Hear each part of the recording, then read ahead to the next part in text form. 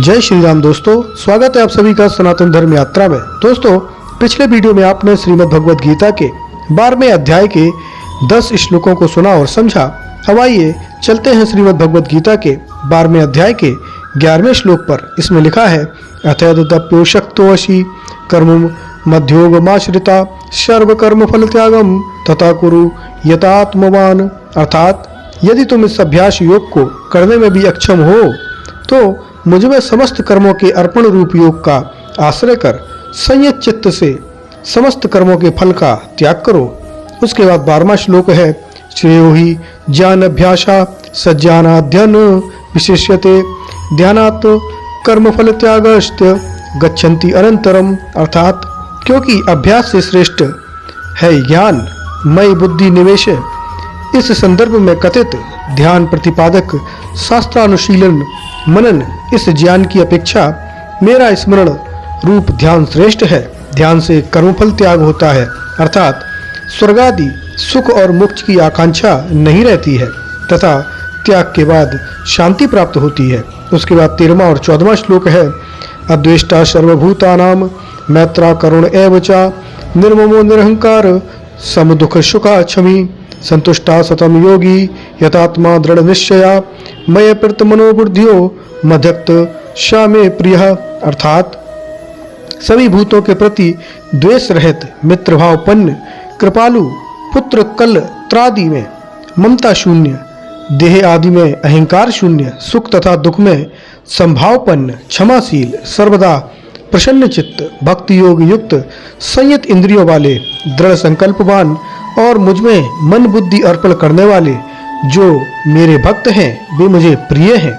उसके बाद 15वां श्लोक है, यस्मान्य द्विजते लोको लोकान द्विजते चया हर्षामर्ष भयो द्रैगो मुक्तो शा चा में प्रिया। अर्थात जिनसे कोई उद्योग को नहीं प्राप्त होता है तथा जो किसी से उद्योग को नहीं प्राप्त होते हैं एवं जो प्राकृत हर्ष असहिष्णुता भय और उद्वेग से मुक्त हैं वे मेरे प्रिय हैं।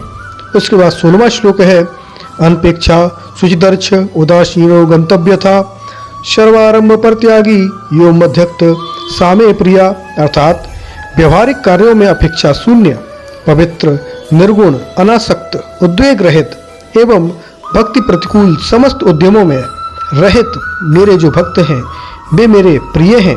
उसके बाद 17वां श्लोक है, यो न हृष्यति न द्वेष्टि न सोचति न कांक्षति शुभाशुभ परित्यागी भक्तिमान आशा में प्रिया।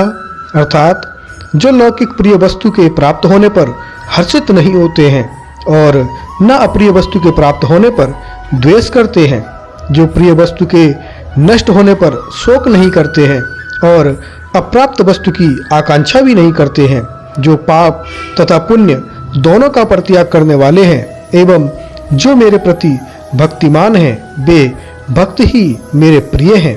उसके बाद 18वां और 19वां श्लोक है, समाशत्रो न मित्रे च तथा मना पयमायनो शीतोष्ण सुख दुखेषु समासंग विवर्जितः तुल्य निंदास्तु त्रिमौनी संतुष्टो एनिकेनचित अनिकेता स्थिर मति भर्तिमान में प्रियो न रहा। अर्थात जो भक्तिमान मनुष्य शत्रु मित्र मान अपमान शीत उष्ण सुख दुख में संभावपन्न है, जिनकी वाणी संयत है, जो कुछ प्राप्त होता है उसी से संतुष्ट रहते हैं, ग्रह शक्ति रहित तथा स्थिर बुद्धि वाले हैं, वे मेरे प्रिय हैं। उसके बाद 20वां श्लोक है, ये तु धर्ममृतमिदं यथोक्तम पर्युपाश्यते श्रद्धाना मत्परम भक्तोतीव में प्रिया। अर्थात और जो उस उक्त धर्म रूप अमृत की उपासना करते हैं वे सभी श्रद्धावान मेरे परायण भक्तगण मुझे अनंत प्रिय हैं। तो दोस्तों, यहाँ पर श्रीमद् भगवद गीता का 12वां अध्याय समाप्त हो जाता है। तो अभी तक आप क्या समझे, कृपया कमेंट बॉक्स में अवश्य बताइए। बने रहिए सनातन धर्म यात्रा के साथ और लेते रहिए रोचक एवं धार्मिक जानकारियाँ प्रमाणों के साथ। धन्यवाद। जय श्री राम।